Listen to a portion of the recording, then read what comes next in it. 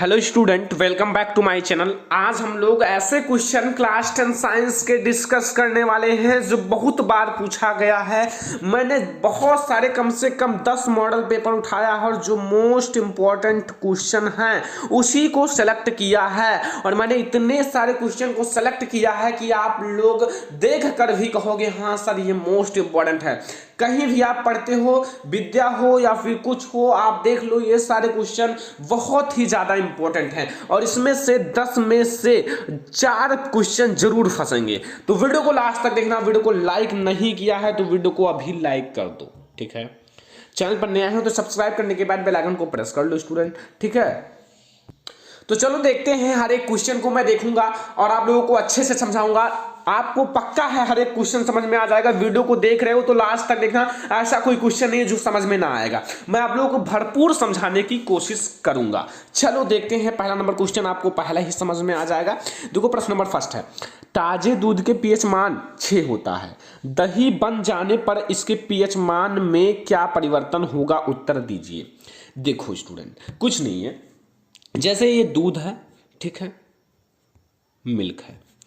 Milk सोचो ये थोड़ा मीठा होता है, ठीक है, खट्टा तो बिल्कुल नहीं होता है। अब सोचो ये बिल्कुल भी खट्टा नहीं होता है।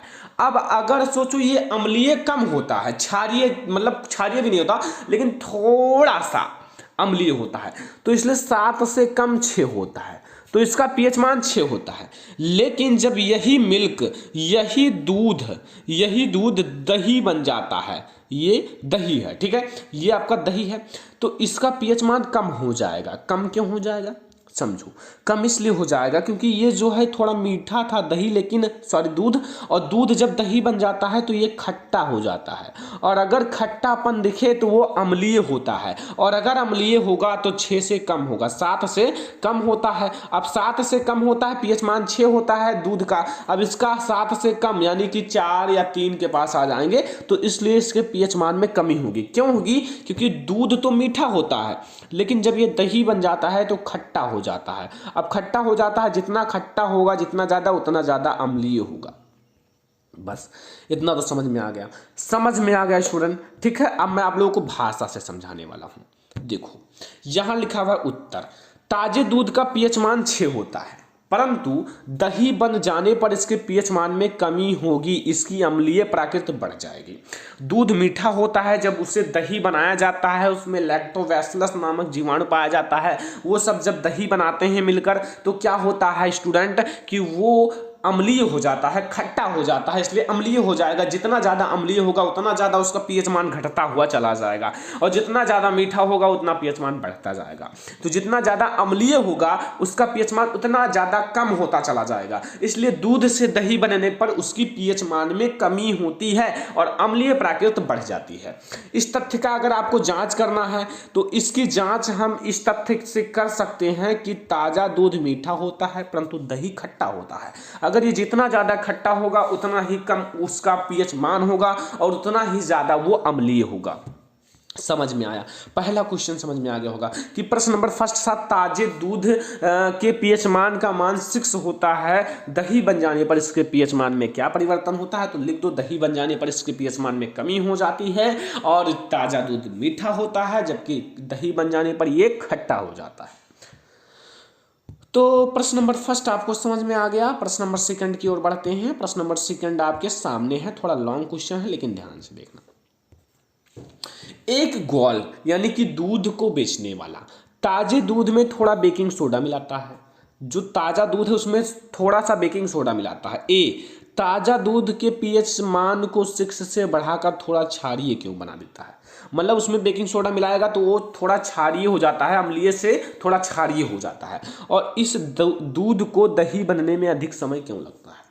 समझो स्टूडेंट, देखो दूध से दही बनना यानी कि वो खराब हो जाता है, मतलब एक ग्वाल के लिए वो खराब हो जाता है क्योंकि वो दूध बेचने जाता है, तब वो इसलिए इसमें बेकिंग सोडा मिलाता है क्योंकि उसका पीएच मान थोड़ा बढ़ जाता है। और अगर उसका पीएच मान थोड़ा सा बढ़ जाएगा तो वो क्षारीय हो जाता है। अब क्षारीय हो जाएगा तो उसे खट्टा होने में बहुत अधिक समय लगेगा, यानी कि दही बनने में बहुत अधिक समय लगेगा।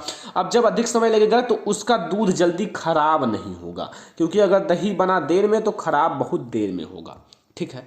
तो इसीलिए वो दूध में थोड़ा बेकिंग सोडा मिला देता है। और इसे दूध से दही बनने में अधिक समय क्यों लगता है? क्योंकि उसका पीएच मान ज़्यादा हो जाता है, उसे कम होने के लिए, यानी कि वो क्षारीय ज़्यादा हो जाता है, उसे क्षारीय से अम्लीय होने में बहुत ज़्यादा समय लग जाता है, इसलिए इसमें समय ज़्यादा लगता है। चलो मैं आपको समझाता हूँ, ए से समझिए।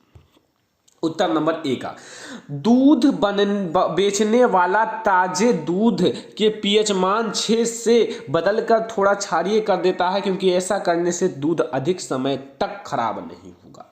मतलब उसका पीएच मान थोड़ा बढ़ाकर क्षारीय कर देता है, क्योंकि ऐसा करने से दूध अधिक समय तक खराब नहीं होता है।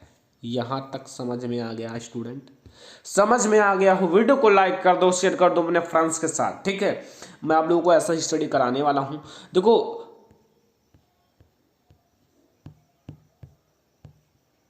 यहां स्टूडेंट, सॉरी बी वाला, आप लोग यहां देख लो कि जो, हाँ, यह दूध दही बनने में अत्यधिक समय लेता है, क्योंकि दूध जो होता है ना, दूध को क्षारीय से अम्लीय होने में अधिक समय लगेगा। जो दूध होता है उसे क्षारीय से अम्लीय बनने में अधिक समय लगेगा, ठीक है। और पीएच मान 6 होता है, तो यह अपेक्षाकृत अधिक समय में दही में परिवर्तित होता है। ये नोट कर लो, बी नंबर है, ठीक है। इसका बी नंबर यहां देख लो। ए नंबर तो ये था कि ताजा दूध के पीएच मान 6 से बदलकर थोड़ा क्षारीय, ये है, और इसका बी नंबर का आंसर ये है, ठीक है, नोट कर लो। अब हम लोग, ये स्टूडेंट दूसरा नंबर क्वेश्चन था यहाँ, सॉरी ये तीसरा नंबर क्वेश्चन है, ये तीसरा नंबर है, ठीक है, तीसरा नंबर क्वेश्चन है, ठीक है स्टूडेंट, ये तीसरा नंबर क्वेश्चन है, ठीक है, तीसरा नंबर, उसे नोट कर लिए 2 तक, तीसरा समझो। ऐसे धातु का उदाहरण दीजिए, एनसीईआरटी का क्वेश्चन है, मोस्ट इंपॉर्टेंट है। ऐसे धातु का उदाहरण दीजिए। नंबर 1, कमरे के ताप पर द्रव होता है। वो धातु जो होता है कमरे के ताप पर द्रव होता है, कमरा का ताप जितना होता है उस पर रख दिया जाए तो वो द्रव में होता है। दूसरा, चाकू से आसानी से काटा जा सकता है। वो धातु जो है उसे चाकू से आसानी से काटा जा सकता है। तीसरा, ऊष्मा की सबसे अधिक चालक होती है। ऊष्मा की सबसे अधिक कौन सी धातु का चालन होता है? और चौथा, ऊष्मा की कुचालक होती है। और वो धातु जो ऊष्मा की कुचालक होती है। इन सब का आंसर बताना है, क्वेश्चन नंबर 3 है। तो चलो देखते हैं हर एक को। इसका उत्तर है पहला, कमरे के ताप पर, जो देखो यहाँ पहला है कमरे के ताप पर, ये ठीक है, कमरे के ताप पर द्रव होता है पारा। पारा जो होता है वो कमरे के ताप पर द्रव होता है। दूसरा, चाकू से आसानी से काटा जा सकता है सोडियम।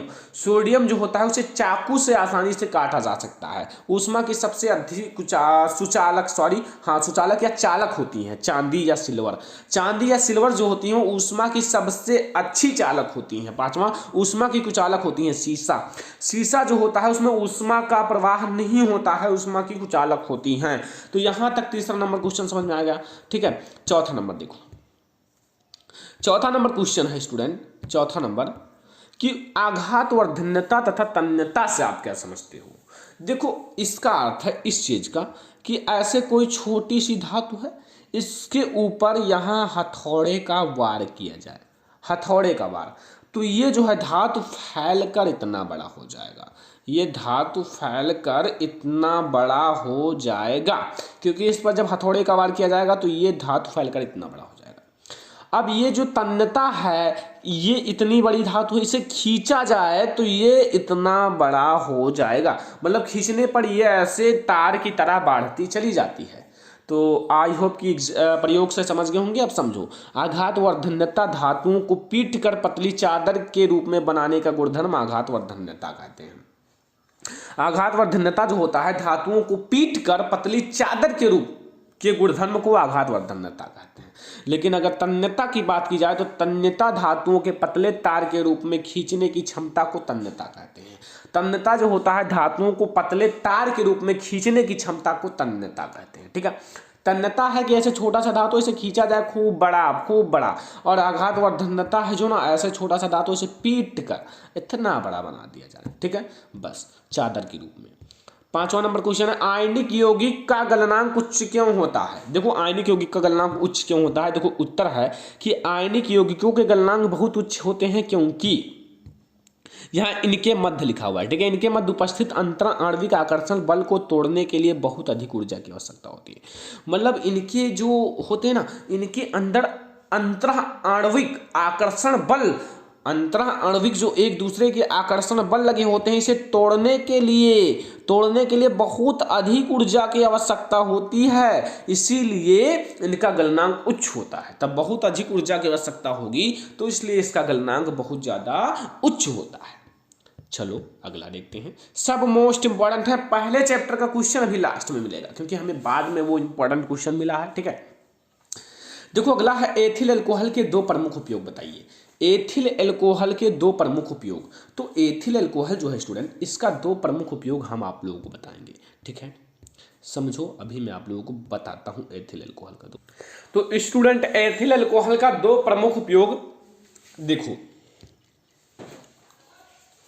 एथिल अल्कोहल जो है ना, अल्कोहल है जिसे दारू बनाने में प्रयोग किया जाता है। इसके दो नहीं आप तीन उपयोग समझ लो, ठीक है, काम आएंगे। फर्स्ट, शराब तथा अन्य अल्कोहलीय पेय पदार्थ बनाने में। जो शराब होता है या अन्य जो अल्कोहलीय पदार्थ होता है, विस्की या कुछ और, उसको बनाने में इसका प्रयोग किया जाता है। दूसरा, यह एक अच्छा विलायक है, ये एक अच्छा विलायक है।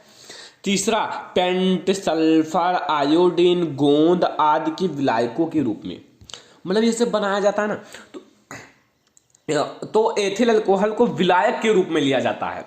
तब जो विलायक के रूप में लिया जाएगा तो इसका मतलब ये एक अच्छा विलायक है, ठीक है। इसीलिए यहां लिखा गया है कि ये एक नंबर है शराब, बहुत इंपॉर्टेंट है, शराब तथा अल्कोहल पेय पदार्थ बनाने में। दूसरा है पेंट या अच्छा विलायक के उपयोग में। तीसरा है पेंट, सल्फर, आयोडीन, गोंद आदि के विलायक के रूप में। अगला देखो, प्रश्न नंबर 7 है, आपके सामने आ चुका है, ठीक है। प्रश्न नंबर 7 देखो, साबुन क्या है? किसी एक साबुन के रासायनिक समीकरण व नाम लिखिए। तो नाम लिखना है, ठीक है। तो यहां मैं आप लोगों को बताता हूं, साबुन उच्च वसीय अम्लों के क्षारीय सोडियम तथा पोटेशियम लवण है। एक प्रमुख साबुन सोडियम जो है ना, ये है, क्या है? सिटेट, ठीक है, जिसका फार्मूला होता है ना C17। यहां देखो C17H35COONA क्या है, यहां मैं दोबारा लिख देता हूं, समझ लो, C17H35COONA ये है सोडियम, ठीक है, मतलब साबुन है, साबुन C17H35COONA सोडियम एसिटेट, ठीक है। समझ में आया? साबुन क्या है? साबुन उच्च वसीय अम्लों के सोडियम तथा पोटेशियम लवण होते हैं। बस इतना साबुन की परिभाषा हो गई। ये साबुन उच्च वसीय अम्लों के सोडियम या पोटेशियम लवण होते हैं। बस इतना साबुन की परिभाषा। आगे, आधुनिक आवर्त सारणी के नियम लिखिए। आधुनिक आवर्त सारणी का नियम लिखना है। देखो बहुत इंपॉर्टेंट है, मोस्ट इंपॉर्टेंट है स्टूडेंट, ये क्वेश्चन मोस्ट इंपॉर्टेंट है। आधुनिक आवर्त सारणी का नियम, ये 9 नंबर क्वेश्चन है, ठीक है, 9। देखो आधुनिक आवर्त सारणी का नियम, ये 9 नंबर क्वेश्चन है। देखो 8वां देखो, आधुनिक आवर्त सारणी के नियमानुसार तत्वों के भौतिक तथा रासायनिक गुण उनके परमाणु क्रमांक के आवर्ती फलन होते हैं। मतलब जो तत्वों के भौतिक तथा रासायनिक गुण है ना, इनके जो भौतिक तथा रासायनिक गुण हैं उनके परमाणु क्रमांक के आवर्ती फलन होते हैं। जबकि मेंडलीफ की अगर पूछी जाए, किसकी? मेंडलीफ की, तो उन्होंने कहा था आधुनिक आवर्त सारणी के स्थान पर लिखो मेंडलीफ की आवर्त सारणी के नियमानुसार तत्वों के भौतिक तथा रासायनिक गुण उनके परमाणु भार के आवर्ती फलन होते हैं। केवल एक चेंजेस है कि मेंडलीव ने कहा था कि उसके परमाणु भार, यहां क्रमांक नहीं होता है, यहां परमाणु भार हो जाता है। क्या हो जाता है?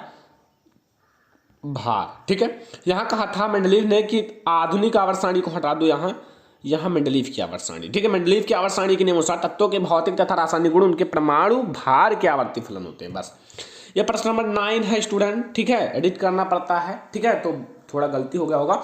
देखो वायु में जलाने से पहले मैग्नीशियम रिबन को साफ क्यों किया जाता है? वायु में जलाने से पहले जो मैग्नीशियम रिबन होता है उसे साफ क्यों किया जाता है? उत्तर देख लो, मैग्नीशियम रिबन की सतह पर उपस्थित मैग्नीशियम ऑक्साइड की सतह को साफ करने के लिए दहन से पूर्व रगमाल से रगड़कर साफ किया जाता है। लिखा है मैग्नीशियम रिबन की सतह पर उपस्थित मैग्नीशियम ऑक्साइड की सतह को साफ करने के लिए।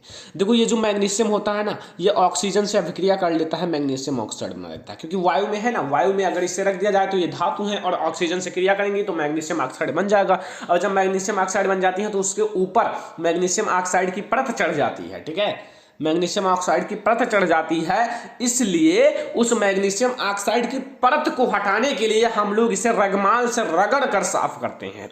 अगर नहीं साफ करें तो जल्दी जलेगा नहीं, अब इसे जब साफ कर दोगे तो बहुत ही अच्छे से जल जाएगा। ठीक है, समझ में आया। लास्ट नंबर क्वेश्चन है आपके सामने और मोस्ट इंपॉर्टेंट और बड़ा क्वेश्चन है। ठीक है, चलो इसको ध्यान से समझ लो। प्रश्न नंबर 10 है, मोस्ट इंपॉर्टेंट है, चैप्टर नंबर 1 से है, लास्ट में मुझे मिला है। ठीक है, किसी पदार्थ X के विलयन का सफेदी करने के लिए उपयोग होता है। नंबर 1, पदार्थ X का नाम तथा इसका सूत्र लिखिए और जो ऊपर जो आपको नाम पता चलेगा उस पदार्थ की जल से अभिक्रिया कराइए। तो कुछ सफेदी करने में किसका प्रयोग किया जाता है, उत्तर आपके सामने है। उत्तर देखो, पदार्थ X का नाम है कैल्शियम ऑक्साइड, कैल्शियम यानी कि Ca और oxide O, CaO, calcium oxide, calcium का Ca और ऑक्साइड का O, यानी कि जो सफेदी करने के लिए प्रयोग किया जाता है उसका नाम है कैल्शियम ऑक्साइड। इसका सूत्र Ca होता है, CaO होता है। अब इसकी अभिक्रिया, जब CaO की अभिक्रिया, ये कैल्शियम ऑक्साइड है, इस कैल्शियम ऑक्साइड की अभिक्रिया जल से कराओगे तो ये हमें मिलेगा CaOH का होल ट्वाइस, CaOH का होल ट्वाइस, इसे कहते हैं बुझा हुआ चूना।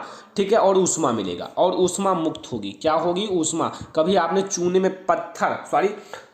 चूना जो होता है उसमें पानी डालोगे तो ऊष्मा ऐसे बुलबुला सा निकलता रहता है ना। कभी देखे होंगे जब सफेदी करते हैं ना घरों में, तो उसमें जब चूना होता है ना, उसमें उस जल को डाला जाता है। जैसे ये है ना, कैल्शियम ऑक्साइड में जब जल को डाला जाता है तो ये बुझा हुआ चूना बन जाता है और ऊष्मा ऐसे बुलबुले के रूप में ऐसे निकलता रहता है। देखो कभी आप, ठीक है, या चूना ले आओ CaO और उसमें पानी डालो और देखो ऊष्मा निकलेगा। ठीक है, तो ये 10 मोस्ट इंपॉर्टेंट क्वेश्चन का स्टूडेंट ये वीडियो था। वीडियो पसंद आया वीडियो को लाइक कर दो, शेयर कर दो। अभी नोट नहीं किया तो नोट कर लो, चैनल पर नया हो तो सब्सक्राइब कर लो स्टूडेंट। अब इससे अच्छा आप लोगों को कोई नहीं पढ़ाएगा। मैं आप लोगों को इतने अच्छे से समझा दिया हूँ कि आप लोग भूलोगे नहीं। ऐसा क्वेश्चन आप लोगों को कहीं नहीं मिलेगा। सब कुछ मैंने इस वीडियो में बताया, जो भी क्वेश्चन केमिस्ट्री के लिए मोस्ट इंपॉर्टेंट है। ठीक है, छोटे क्वेश्चन। अब लॉन्ग भी आपको मिलेंगे जल्द ही, लेकिन पहले आप लोग सहयोग दीजिए, चैनल को सब्सक्राइब कीजिए, वीडियो को लाइक कीजिए और शेयर कीजिए अपने फ्रेंड्स के साथ। चैनल पर नया हो तो सब्सक्राइब कर लो। Thank you student.